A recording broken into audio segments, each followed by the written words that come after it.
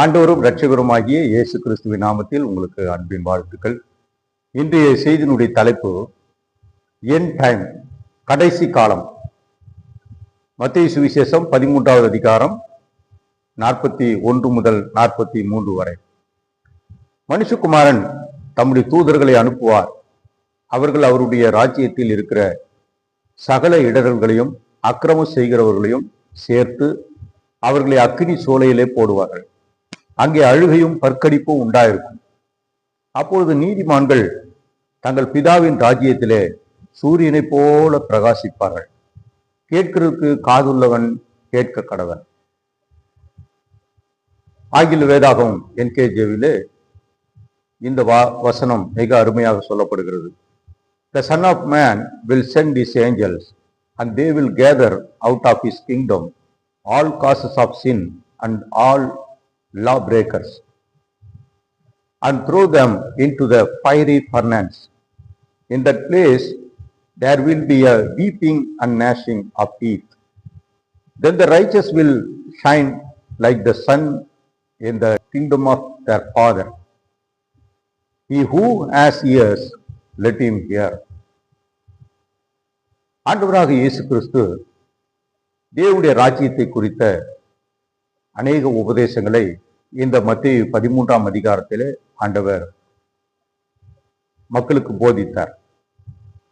அதிலே தேவனுடைய ராஜ்யத்தின் தன்மை, வளர்ச்சி மற்றும் அதனுடைய முடிவுகளை குறித்து ஆண்டவர் மிக தெளிவாக அநேக ஓமைகள் மூலமாக சொல்லியிருக்கிறார்.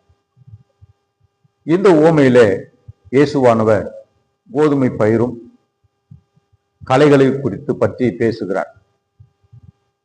இந்த ஓமையை குறித்து சீஷர்கள் இயேசுவிடம் நிலத்தின் களைகளை பற்றிய ஓமையை எங்களுக்கு வெளிப்படுத்த வேண்டும் என்று கேட்டார்கள். மற்ற ஓமைகள் அவர்களால் புரிந்து கொள்ள முடிந்தது. ஆனால் இந்த ஓமையை புரியாததனால் அவர்கள் இயேசு தனித்து இருக்கும் பொழுது வந்து அதை பற்றி எங்களுக்கு விளக்கமாக சொல்ல வேண்டும் என்று கேட்டுக்கொண்டார்கள். அருமையானவர்களே, நாம் புரியாததை கேட்டு தெரிந்து கொள்வது நல்லது. ஆனால் புரிந்தது போல நடிப்பது தவறானது. நாம் சரியாக புரிந்து கொள்ள வேண்டும்.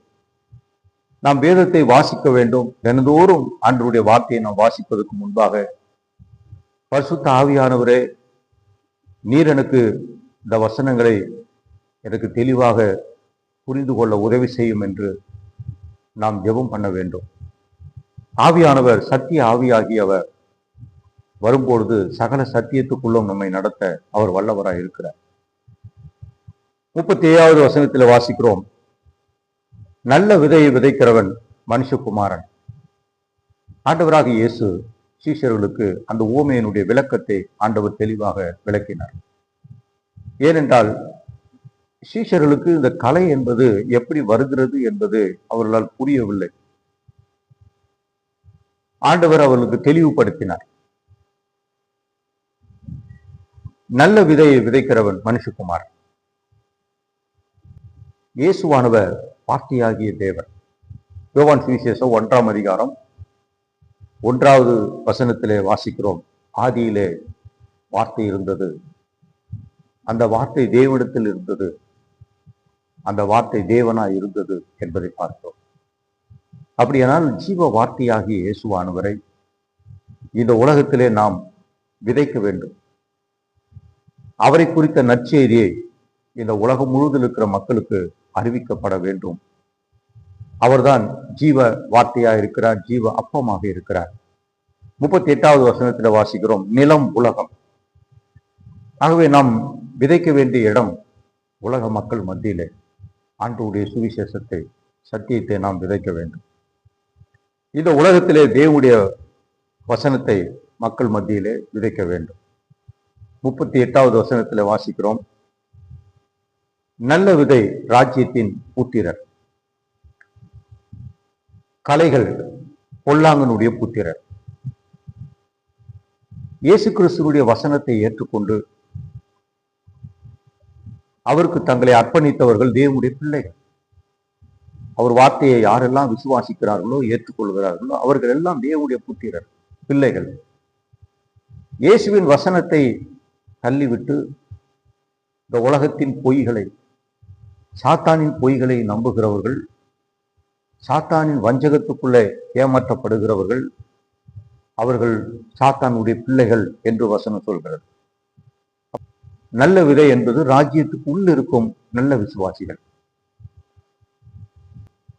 இயேசு கிறிஸ்து தமது நற்செய்தி மூலமாக ரட்சிக்கப்படுகிறவர்களை இந்த உலகம் முழுவதிலும் ஆண்டவர் நாட்டி வருகிறார். அதே போல சாத்தானும் தன்னுடைய பொய்யினாலும் வஞ்சகத்தினாலும் ஜனங்களை ஏமாற்றி அவர்களை ஆண்டவருடைய சத்தியத்துக்கு விரோதமாக எதிர்த்து நிற்கும்படிக்கு, எதிர்த்து செயல்படும்படி அவர்களை நாட்டி வருகிறார். அருமையானவர்களே, இந்த உலகத்தில பெரும்பான்மையான மக்கள் பொய்யையே நம்புகிறார்கள். ஆகவே சத்தியத்துக்கு விரோதமாக எல்லா இடங்களிலும் எதிர்ப்புகள் உண்டு. உங்கள் குடும்பத்திலும், சமுதாயத்திலும், உங்கள் நண்பர்கள் மத்தியிலும், சொந்த பந்தங்கள் மத்தியிலும், நீங்கள் படிக்கிற இடத்திலும், வேலை செய்கிற இடத்திலும் உங்களுக்கு எதிர்ப்புகள் வரும். காரணம், நீங்கள் கர்த்தருடைய வசனத்தின்படி நீங்கள் நடக்கக்கூடிய தேவ பிள்ளைகள். ஆனால் அவர்களோ இந்த உலகத்தினுடைய பொய்களையும் கட்டுக்கதைகளையும் சாத்தானுடைய வஞ்சகத்தையும் நம்பக்கூடியவர்களாக இருக்கிறார்கள். தமிழ் கவிதையிலே இப்படியாக சொல்லப்படுகிறது: நல்ல பயிர் ஒரு மரக்கால் தண்ணீர் குடிக்குமானால் களைகள் முக்குருணி தண்ணியை குடிக்குமா? அப்படி என்றால் நல்ல பயிர் அதுக்கு தேவையான அளவுக்கு அந்த தண்ணீரை எடுத்துக்கொள்கிறார். ஆனால் இந்த களைகள் சீக்கிரம் வளர வேண்டும் என்று அதிகமான தண்ணீரை குடிக்கிறதாம். அதுபோல சாத்தான் இந்த உலகத்தில பொய்களையும் கட்டுக்கதைகளையும் பாரம்பரியங்களையும் மூட நம்பிக்கைகளையும் சாங்கிய சடங்காச்சாரங்களையும் மனித கற்பனைகளையும் மந்திரம், ஜோசியம், பில்லி சூனியம் என அநேக தீமையான காரியங்களை மக்களுடைய உள்ளத்துல அதிகமாக சாத்தான் விதைத்துக் கொண்டே இருக்கிறான். ஆனால் தேவனுடைய பிள்ளைகள் தேவ வசனத்தை, நாம் ஆண்டவருடைய வார்த்தையை நாம் விசுவாசித்து ஏற்றுக்கொள்ளும் பொழுது நல்ல பயிர்களாக, ஆண்டவருக்கு கனி கொடுக்கிற தேவ பிள்ளைகளாக, ஆண்டவரை மகிமைப்படுத்துகிற பிள்ளைகளாக நாம் மாற முடியும். அருமையானது. ஆகவே நாம் ஆண்டவருடைய சமூகத்திலே நாம் ஒரு தீர்மானம் எடுக்க வேண்டும். இயேசுவே, நான் நல்ல பயிராக, நல்ல ஒரு விதையாக, தேவனுடைய வார்த்தையை அறிவிக்கக்கூடிய தேவ பிள்ளைகளாக நாங்கள் வாழ எங்களுக்கு உதவி செய்யும் என்று ஆண்டவர் கரத்திலே அர்ப்பணிக்க வேண்டும் தேவ பிள்ளையை.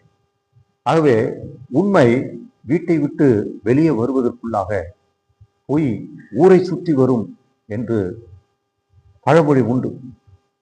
அருமையானவர்களே, நாம் சத்தியத்தை விசுவாசிப்போம். நாம் தேவனுடைய பிள்ளைகளாய் இருப்போம். ஆண்டவர் நாமத்தை நாம் மகிமைப்படுத்துவோம்.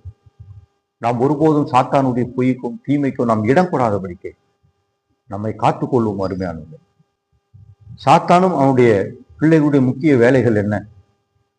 முதலாவது, சத்தியத்தை பொய்யாக மாற்றுகிறார்கள். ஆதியாகமம் 3:4 வாசிக்கிறோம். சாத்தான் கர்த்தருடைய பிள்ளைகளிடத்துல வந்து, இந்த பழத்தை புசிக்க கூடாது என்று தேவன் சொன்னது உண்டோ என்று சொல்லிதான் அவன் ஆரம்பிக்கிறான். அப்படி என்றால் அந்த அளவுக்கு சத்தியத்தை பொய்யாக மாற்றக்கூடிய ஒரு தந்திரசாலி சாத்தான். ரோமருக்கு நிருபம் 1ஆம் அதிகாரத்துல வாசிக்கிறோம். அவர்கள் சத்தியத்தை பொய்யாக மாற்றி தேவனுடைய மகிமையை மனுஷர், மிருகங்கள், ஊரும் பிராணிகள், பறவைகள் இவைகளுக்கு ஒப்பாக மாற்றினார்கள் என்று வசனம் சொல்கிறார். உணர்வில்லாத அவருடைய இருதயம் இருளடைந்தது என்று வசனம் சொல்கிறார். அருமையான தேவ பிள்ளைகளை, இந்த கடைசி நாட்கள்ல நாம் ஜாக்கிரதையாக இருக்க வேண்டும். சாத்தான் பொய்யை கொண்டு வருகிறவனா இருக்கிறான். அநீதி, அக்கிரமம், தீமைகளை ஊக்குவிக்கிறான். ஆகவே எதையெல்லாம் தேவன் செய்யக்கூடாது என்று ஆண்டவர் நமக்கு கட்டளையிட்டு இருக்கிறாரோ, எதெல்லாம் அவருக்கு பிரியம் இல்லையோ அவைகளைத்தான் செய்யும்படிக்கு அவன் சாத்தான் ஊக்குவிக்கிறான். ஆகவே அப்படிப்பட்ட உலகத்திலே நாம் வாழ்கிறோம். நாம் ஆண்டவருடைய பிள்ளைகளாக நாம் மிகுந்த ஜாக்கிரதையாக அப்படிப்பட்ட தீமைகளை விட்டு விலக வேண்டும் என்று வசனம் சொல்கிறது. தவறான உபதேசங்களை பரப்புவது அவருடைய மிக முக்கியமான ஒரு வேலை. அப்போஸ்தலர் நடவடிக்கைகள் 20, 29, 30 பரிசுத்த பவுல் சொல்கிறார், நான் உங்களுக்கு சொல்ல வேண்டிய அத்தனை சத்தியங்களையும் நான் உங்களுக்கு சொல்லிவிட்டேன், ஒன்றையும் நான் உங்களுக்கு மறைக்கவில்லை என்று சொல்கிறார். சொல்லிவிட்டு சொல்கிறார், நான் போன பின்பு கொடிய ஓநாய்கள் சபைக்குள்ள வரும். அவைகள் என்ன செய்யுமா, தவறான உபதேசங்களை கொண்டு ஜனங்களை ஏமாற்றும் என்று பவுல் மிகவும் சபையை குறித்து கலங்குகிறார். ஆகவே நீங்கள் ஜாக்கிரதையா இருங்கள் என்று சொல்கிறார். தவறான உபதேசத்தை கொண்டு வருகிற கள்ள போதகர்கள் வருவார்கள், அவர்களுக்கு நீங்கள் எச்சரிக்கையா இருக்க வேண்டும் என்று சொல்கிறார். இதைத்தான் 2 தெசலோனிக்கர் 2:7-12 ஆகிய வசனங்களிலும் சொல்கிறார். கடைசி காலத்தில் இயேசு வரும் பொழுது இவர்களை தண்டித்து அழித்து போடுவார் என்று மத்தேயு 13:38 முதல் 43 வரை நாம் வாசிக்கிறோம். இரண்டும் ஒன்றாக வளரட்டும். 30வது வசனம், இயேசுவின் பிள்ளைகளும் சாத்தானின் பிள்ளைகளும் இந்த உலகத்திலே ஒன்றாகவே வளருகிறார்கள். அதற்கு 3 காரணங்கள் உண்டு. முதலாவது, சுவிசேஷம் அறிவிக்கப்படுகிற வரைக்கும் அவர்கள் சேர்ந்தே வாழ வேண்டும். பாருங்கள், இந்த உலகத்துல தேவனுடைய பிள்ளைகளும் உண்டு, சாத்தானுடைய பிள்ளைகளும் உண்டு, அநீதி செய்கிறவர்களும் உண்டு, நீதிமான்களும் உண்டு. ஆகவே நாம் களை எடுக்க முடியாது. நாம் நல்லவர்கள், இவர்கள் தீயவர்கள் என்று நாம் தீர்ப்பு கூற முடியாது. ஆகவே ஆண்டவர் ஒருவரே அதை அறிந்திருக்கிறவர். ஆகவே தான் பவுல் சொல்கிறார், காலத்துக்கு முன்பே ஒருவரையும் குறித்து தீர்ப்பு சொல்லாதிருங்கள் என்று சொல்கிறார். ஆகவே ஆண்டவருடைய பிள்ளைகளாகிய நாம் கர்த்தருடைய வசனத்தின்படி நடக்க நம்மை அர்ப்பணிப்போம். அருமையானவர்களே, அறுக்கிறவர்கள் தேவ தூதர்கள். ஆண்டவர் அவர்களுக்குத்தான் அவர் கட்டளையிட்டு இருக்கிறார். அவர்கள்தான் இந்த உலகத்தில் இருக்கிற மக்களை, துன்மார்க்கரை முதலாவது அவர்கள் அடிக்கட்டுகளாக அறுப்பார்கள் என்று வசனம் சொல்கிறது. இதனால் பாவம் செய்கிற விசுவாசிகளை தேவன் சபித்துக் கொள்வார் என்று தவறாக எண்ணி விடக்கூடாது. சபைக்குள்ள ஒழுங்கும் கட்டுப்பாடுகள் உண்டு. ஆகவே சபையில ஒரு விசுவாசி தவறு செய்தால் அவர்களை கண்டிக்க வேண்டும். பரிசுத்த ஆவியானவர் பாவத்தை குறித்தும் நீதியை குறித்தும் நியாயத்தீர்ப்பை குறித்தும் கண்டித்து உணர்த்துகிறவராயிருக்கிறார். ஆகவே பாவம் செய்ய விசுவாசி கண்டிக்கப்பட்டு மனம் திரும்ப வேண்டும். அப்படி மனம் திரும்பாத பட்சத்தில் அவர்கள் சபையின் ஐக்கியத்தை விட்டு விலக்கப்பட வேண்டும் என்று வசனம் நமக்கு சொல்கிறது. மத்தேயு 18:15 வாசிக்கிறோம், ஒருவன் ஒருவருக்கு விரோதமாக குற்றம் செய்தால் அவனை தனித்து சந்தித்து அவனுடைய தவறை உணர்த்த வேண்டும். அப்பொழுதும் அவன் கேட்டு உணர்வடைந்து மனம் திரும்பாவிட்டால் 2-3 சாட்சிகளாலே நாம் அவனை உணர்த்த வேண்டும். அதற்கும் அவன் கீழ்ப்படியாவிட்டால் சபையிலே நாம் அதை சொல்ல வேண்டும். அதற்கு கீழ்ப்படியாத பட்சத்தில் அவனை சபை விட்டு விலக்கிவிட வேண்டும். அவன் உங்களுக்கு அஞ்சானியை போலவும் அக்கிரமக்காரனை போலவும் இருப்பான், உலக பிரகாரமான மனுஷனை போல இருப்பான் என்று வசனம் சொல்கிறது. ஆகவே தேவ பிள்ளைகளே, நாம் இந்த கடைசி நாட்களில் ஜாக்கிரதையாக இருக்க வேண்டும். தேவனும் அவருடைய தூதர்கள் தான் அவர்களை தனித்தனியாக பிரிப்பார்கள். நீதிமான்களை தனியாகவும் துன்மார்கரை தனியாகவும் பிரிக்கக்கூடிய ஒரு அதிகாரத்தை பெற்றவர்கள், அறுவடை செய்யக்கூடியவர்கள் தேவ தூதர்களே. சாத்தானுடைய பிள்ளைகள் தேவனுடைய பிள்ளைகளை போல தோற்றமளிப்பார்கள். 2 கொரிந்தியர் 11:13 நாம் இதை வாசிக்கிறோம். அவர்களை குறித்து நாம் எச்சரிக்கையாக இருக்க வேண்டும். ஆகவே கிறிஸ்தவர்களைப் போல உடைகளை அணிவார்கள், கிறிஸ்தவர்களைப் போல பேசுவார்கள், கிறிஸ்தவர்களைப் போல நடந்து கொள்வார்கள். ஆனால் தோற்றம் அப்படியா இருக்கும், ஆனால் உண்மையாக வசனத்துக்கு அவர்கள் கீழ்ப்படியாதவர்களாக இருப்பார்கள். ஆகவே ஜாக்கிரதையாக இருக்க வேண்டும். ஆகவேதான் நாம் இந்த கடைசி வரைக்கும், நாம் இயேசுவின் வருகை வரைக்கும் நாம் பொறுமையாக இருக்க வேண்டும். அருமையானவர்களே, 3வது காரியம் பார்க்கிறோம், அவர்களை அக்கினி சூளையிலே போடுவார்கள். 42வது வசனம், இயேசுவின் ரகசிய வருகையிலே சபை எடுத்துக் கொள்ளப்படும். மத்திய வானம் வரைக்கும் இயேசு வருவார். அப்போது சபை எடுத்துக்கொள்ளப்பட்டு மத்திய வானத்திலே இயேசுவோடு கூட இருப்பார்கள். ஆனால் கைவிடப்பட்டவர்கள், இந்த உலகத்தில் இருக்கிற மக்கள், அந்தி கிறிஸ்துவின் ஆட்சியிலே மிகுந்த உபத்திரவத்தை அனுபவிப்பார்கள். மகா உபத்திரவ காலம் முடிந்த பிறகு 7 ஆண்டுகளுக்கு பின்பு இயேசுவானவர் அவர் பகிரமாக எல்லாரும் பார்க்கும்படிக்கு அவருடைய பாதங்கள் ஒலிவு மலையில வந்து நிற்கும்.